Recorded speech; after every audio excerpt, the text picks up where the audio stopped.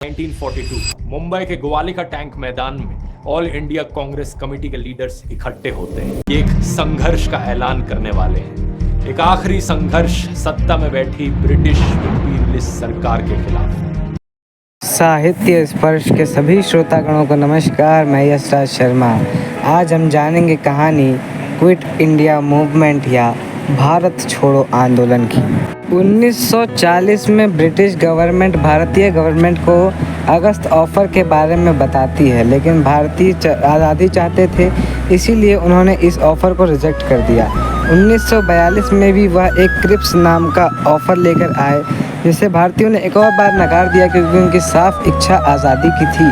और इसके बाद शुरुआत हुई क्विट इंडिया मूवमेंट की। जुलाई को कांग्रेस के सारे बड़े नेताओं ने मिलकर यही निर्णय लिया कि हम ब्रिटिश आर्मी के खिलाफ जा कर के क्विट इंडिया मूवमेंट या भारत छोड़ो आंदोलन की शुरुआत करेंगे। इसमें महात्मा गांधी, वल्लभ भाई पटेल जैसे कई बड़े नेताओं ने अपना साथ दिया।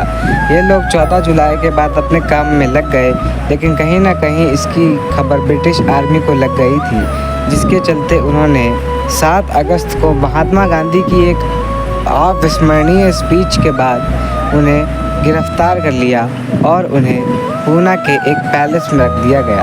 अंग्रेज़ी सरकार का यह मानना था कि अगर हम गांधी जी को ये दिखाएंगे कि वो जेल में हैं, तो हो सकता है पब्लिक भड़क जाए, इसीलिए उन्होंने उन्हें पैलेस शब्द का प्रयोग करके एक रेविश फील देने की कोशिश की।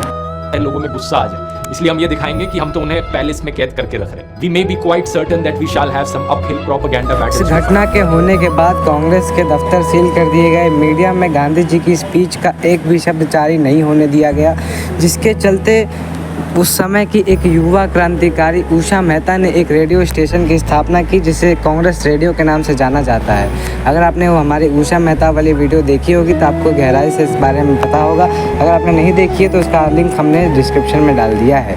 उषा मेहता के अलावा भी बहुत सारे क्रांतिकारी महिलाएँ इसमें थी, जैसे सुचेता कृपलानी और अरुणा असफ अली। इन दोनों पर भी हमने एपिसोड बनाया है। वैसे है पूरे देश भर से, जहां पर क्विट इंडिया मूवमेंट के दौरान सिर्फ लीडर्स ही नहीं बल्कि आम लोग भी शिद्दत से भाग ले रहे थे। स्कूल में पढ़ने वाले बच्चों का चंदा इकट्ठा करने से लेकर गांव में बसने वाले लोगों का रेलवे ट्रैक्स ब्लॉक कर देना, सब कुछ देखने को मिला। ब्रिटिश सरकार के police station, courts, post office और बाकी और जो सरकारी अथॉरिटी के सिंबल्स थे, उन पर हमला किया गया। कॉलेजेस में बच्चे स्ट्राइक पर चले गए, मार्चेस निकाली गई। बॉम्बे, जमशेदपुर, अहमदाबाद में हफ्तों तक फैक्ट्री वर्कर्स काम पर नहीं। इसके अलावा कई जगह पर आगजनी भी देखने को मिली। उत्तर प्रदेश में थाना फूको, थाना जलाओ जैसे नारे गूंज रहे थे।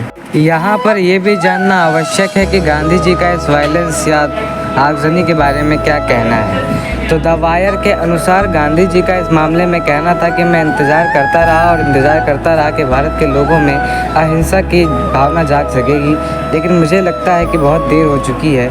इसके बावजूद अगर इस मूवमेंट से जुड़े किसी भी आदमी के द्वारा अहिंसा होती है तो ये क्षमा के लायक नहीं है।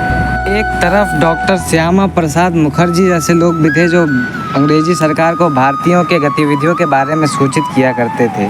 ये पत्र लिख कर ये बताते थे कि भारतीय सेना अंग्रेजी सेना के लिए क्या क्या तैयारियां कर रही। ऐसे गद्दारों के लिए सुभाष चंद्र बोस ने एक चीज़ कही भी थी, जो थी ये।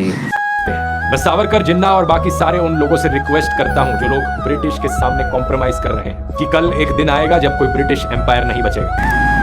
हालांकि अंग्रेजी सरकार ने भी इन लोगों के पीठ थपथपाने के लिए अपने एक पत्र में लिखा था।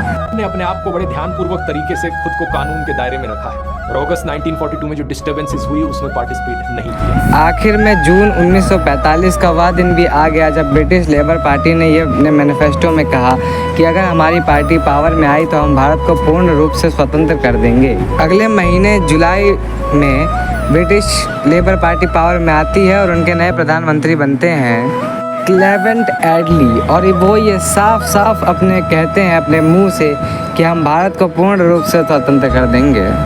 ब्रिटिश गवर्नमेंट अपने इस वादे पर कायम रहती है और सालों से चले आ रहे इस आंदोलन को 15 अगस्त 1947 को अपनी मंजिल मिल जाती है और भारत अपने आप में एक स्वतंत्र देश, पूर्ण देश, संपूर्ण देश बन जाता है। तब तक के लिए जय हिंद।